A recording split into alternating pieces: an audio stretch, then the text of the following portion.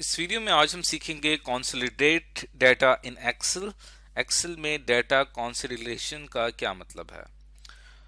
Consolidate का मतलब होता है कि अगर आप फॉर एग्जांपल अपनी पूरी एक्सेल का जितना भी डाटा है उसको आप समराइज करके एक सिंगल सेपरेट वर्कशीट में उसकी आप एक रिपोर्ट बनाना चाहते हैं तो इसे कॉन्सोलिडेट डाटा कहा जाता है।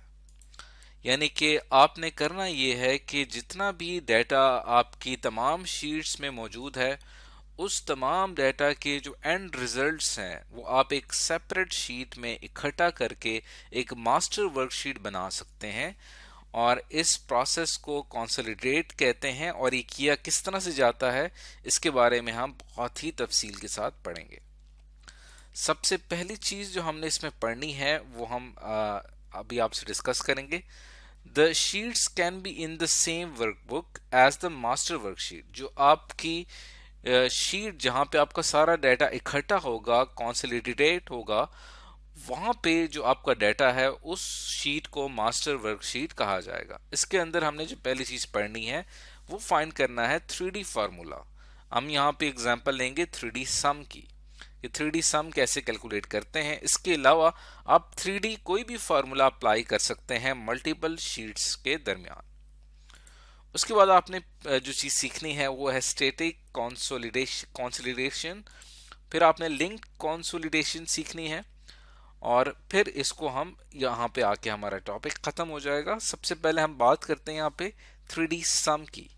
उसके लिए हमारे पास यहाँ पे एक एग्जांपल है। एक फुटबॉल क्लब है जिसकी परफॉर्मेंस यहाँ पे गिवन है 2016 की, 2017 की और 2018 की। 2016 में यहाँ पे प्लेयर्स का डाटा मौजूद है और ये बताया गया है कि उन्होंने हर महीने कितने गोल स्कोर किए हैं, हर महीने कितने मैचेस उन्होंने खेले हैं और मैचेस में उन्होंने कितने गोल स्कोर किए हैं। जैसे जनवरी में ये एक प्लेयर है, इसने 34 गोल स्कोर किए हैं। उसके बाद फेब में 23 गोल स्कोर किए हैं। इस तरह से ये सारा डाटा मौजूद है। अगर मैं इसके पूरे साल का सम फाइंड करना चाहूँ तो उसका मुझे कैसा क्या तरीका होगा। इस लास्ट सेल में मैं यहाँ पे सिंपल लिखूंगा is equal to sum, tab की प्रेस करेंगे और उसके बाद आप यहाँ से रेंज सेलेक्ट कर लेंगे कि ये तमाम महीनों का डाटा हमारे पास मौजूद है B2 से लेकर सॉरी फिर से मैं कर लेता हूं इसको। ये रेंज आपने सेलेक्ट करनी है B2 से लेकर L2 तक और बल्कि इसमें जो है वो ये भी शामिल हो जाएगा M2 तक। तो फाइनली देखें 441 गोल जो हैं वो इस प्लेयर ने किए हैं। या आप सिंपल अगर वर्टिकल फाइंड करना चाहें कि जनवरी के महीने में सारे प्लेयर्स जो हैं इन्होंने कितने गोल किए हैं तो मैं इन तमाम को सेलेक्ट करूंगा और एडिटिंग में जाके आप ऑटो सम करेंगे तो 225 गोल इन तमाम ने मिलके किए हैं। तो वर्टिकल और हॉरिजेंटल तो हम फाइंड आउट कर सकते हैं, लेकिन आज जो चीज़ हमने सीखनी है वो है 3D सम, वो किस तरह से कैलकुलेट करना है। उसके लिए मैं यहाँ पे एक आखिरी शीट बना लेता हूँ और इसको मैं आखिर में ले आता हूँ और इसका नाम हम रख लेते हैं 3D सम। अब आपने ये देखना है कि 2016 में जो जितना भी डाटा मौजूद है प्लेयर्स का, यहाँ पे हमारे पास जो डाटा स्टार्ट हो रहा है वो स्टार्ट हो रहा है सेल B2 से। इसी तरह 2017 में भी हमारे पास जो डाटा स्टार्ट हो रहा है वो है B2 से और 2018 में भी डाटा B2 से स्टार्ट हो रहा है। अभी जितना भी डाटा यहाँ पे गिवन है, एक चीज इसकी शर्त ये होती है कि फॉर एग्जांपल अगर मैं 3D सम अप्लाई कर रहा हूँ तो जहां जिस सेल में मैंने सम कैलकुलेट करना है वो भी मेरे पास B2 होना चाहिए। तो यहां मैं फार्मूला अप्लाई करूंगा इज इक्वल टू सम। सम का फार्मूला अप्लाई करने के बाद फिर आपने क्या करना है कि आप चूंकि इस वक्त B2 सेल में मौजूद है, आप क्लिक करेंगे शीट 2016 के ऊपर। जैसे इसके ऊपर क्लिक करेंगे तो देखें यहाँ फार्मूला में शीट 2016 सेलेक्ट हो गई है। उसके बाद आपने क्या करना है कि यहाँ पे आपने क्लिक करना है, शिफ्ट की प्रेस करनी है और 2018 के ऊपर आपने क्लिक करना है। तो शिफ्ट की प्रेस करना लाजमी है। इससे ये होगा कि 2016 से लेकर 18 तक जितनी भी शीट्स हैं वो तमाम की तमाम का जो B2 में B2 सेल में जो भी वैल्यू मौजूद है वो तमाम की तमाम अकोमुलेट हो जाएगी, इकट्ठी हो जाएगी, और हमारे पास यहाँ पे 3D सम में वो उसका सम कैलकुलेट होके आ जाएगा। और फार्मूला हमारे पास बनेगा 2016 फिर कॉलन फिर 2018, और दोनों को सिंगल कॉमास में लिखा गया है। और जैसे ही मैं एंटर की प्रेस करता हूं तो यहाँ पे मुझे यहाँ पे क्लिक नहीं करना चाहिए था, आपने यहाँ पे हमसे ये गलती हुई है, हम इसको फिर से कर लेते हैं। आपने सिंपल क्या करना है, सम लिखना है। 2016 में हम आते हैं, ये सिलेक्ट हुआ, उसके बाद शिफ्ट की आपने प्रेस की 2018 और एंटर की आपने प्रेस करनी है। और यहाँ पे भी एरर दे रहा है, इसको हम एक दफ़ा फिर से ट्राई करते हैं। सम 2016, उसके बाद यहाँ पे मैं B2 सेल सेलेक्ट करूंगा। देखिए यहाँ पे सेल, जिस सेल से आप सम कैलकुलेट करना चाहते हैं उस सेल को सेलेक्ट करना बहुत लाजमी है। अब आप करके देखते हैं, अब शिफ्ट की प्रेस करते हैं और 2018 पे क्लिक करता हूँ। 2016 से लेकर 2017-18 इन तमाम का सम कैलकुलेट हो जाना चाहिए। यहाँ पे ब्रैकेट क्लोज करता हूँ, एंटर की प्रेस करते हैं तो देखें फाइनली यहाँ पे हमारे पास आ गया 102।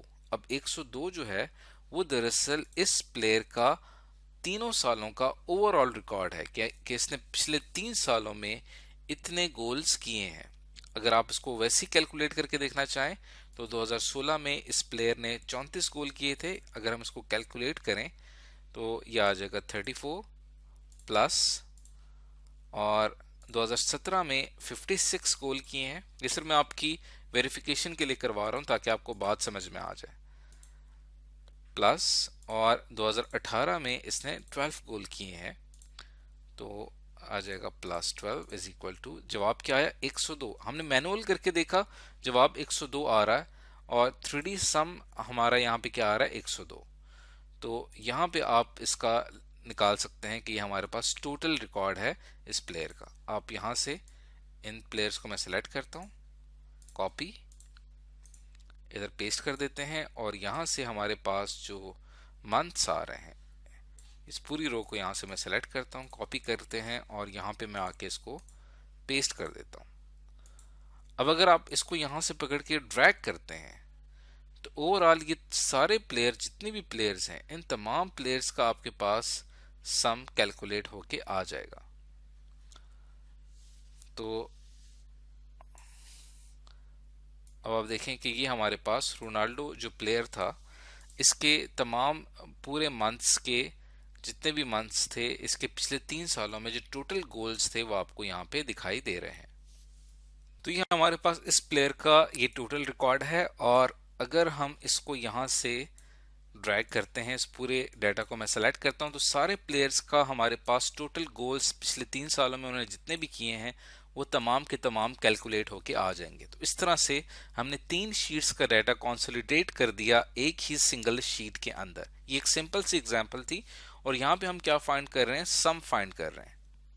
यहाँ पे मैं आपको ये बताता चलूं कि आप यहाँ पे एक और काम भी कर सकते हैं। वो क्या कि आप यहाँ पे फार्मूला चेंज कर सकते हैं। जैसे यहाँ पे तो आप पिछले 3 सालों का सम निकाल रहे हैं, अगर मैं पिछले 3 सालों का एवरेज निकालना चाहता हूँ तो सिंपल मैंने यहाँ पे क्या करना है कि सम को चेंज करके यहाँ पे आप लिखेंगे एवरेज, और ये आपके पास एवरेज का फार्मूला आ जाएगा। टैब की प्रेस करेंगे, उसके बाद आपने क्या करना है, एंटर की प्रेस करनी है, तो देखें ये इसका पिछले 3 साल का एवरेज आ जाएगा।